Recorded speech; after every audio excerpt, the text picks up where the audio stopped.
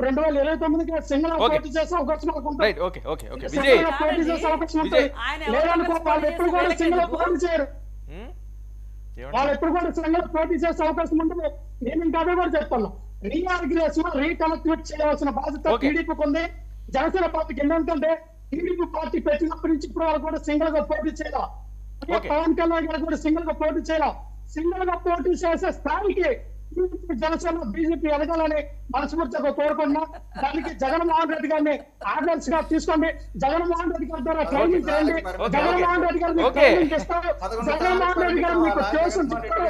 ఏ పార్టీని ఓకే, ఎలా లక్ష్మణ్. నడపాలి, పార్టీ సింగిల్ గా ఎలా పోటీ ఓకే, చేయాలి, లక్ష్మణ్. జగన్ సీఎం అవ్వాలి, ఎవరికి మనం హోమ్ మినిస్టర్ అవ్వాలి, ఎవరికి మనం ఆ ఉప ముఖ్యమంత్రి పదవులు ఇచ్చేటట్టు ఓకే. మనం ఉండాలి. కానీ ఓకే, ఓకే. తీసుకునేటట్టు మనం ఉండకూడదు. లక్ష్మణ్, జగన్మోహన్ రెడ్డి గారి లక్ష్మణ్, ఒక్క ద్వారా నిమిషం. ట్యూషన్కి వస్తే ఖచ్చితంగా జగన్మోహన్ రెడ్డి గారు మీ అందరికి కూడా ఓకే. మంచి ట్యూషన్ చెప్తారు. ఓకే లక్ష్మణ్, వాళ్ళు పదవుల ఆనందంలో ఉన్నారు, వాళ్ళని కూడా కాసేపు మాట్లాడే అవకాశం ఇద్దాం. కిరణ్, ఏంటి నామినేటెడ్ పందారు?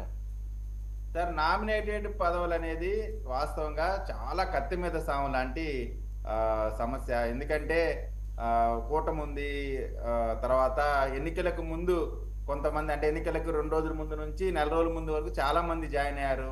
వాళ్ళందరినీ అదే విధంగా రాయపాటి అరుణ గారు లాంటి ఏమంటారు సింగం, అదే మన సింగం లాగా పోరాడుతూ ఉంది వాళ్ళ పార్టీకి సంబంధించి, అట్లా అనేక మంది ఆశావాహులు ఉన్నారు.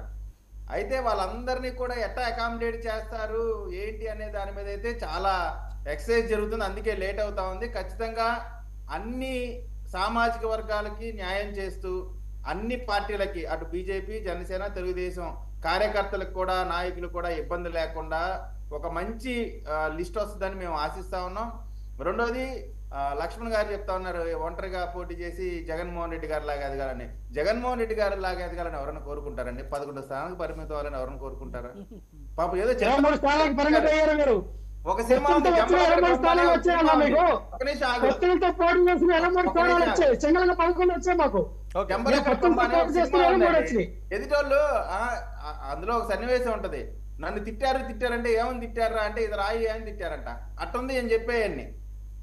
లక్ష్మణ్ గారికి ఇంకా అది ఏం చెప్పినా సరే ఇది రాయి అన్న తప్ప ఇంక ఏమి వినపడలేదు. కాబట్టి ఇప్పటికైనా సరే వాస్తవాలు తెలుసుకోవాలా. ఏ రాజకీయ పార్టీ ఉన్నప్పటికీ కూడా ప్రజల యొక్క సంక్షేమం మీద దృష్టి పెట్టాలి తప్ప పోలీస్ వ్యవస్థకు సంబంధించి మాత్రం అండి ఫ్రీ హ్యాండ్ ఇస్తే మాత్రం చాలా తీవ్రమైన రాయపాటి అరుణ గారు, ఏంటి పదవులు?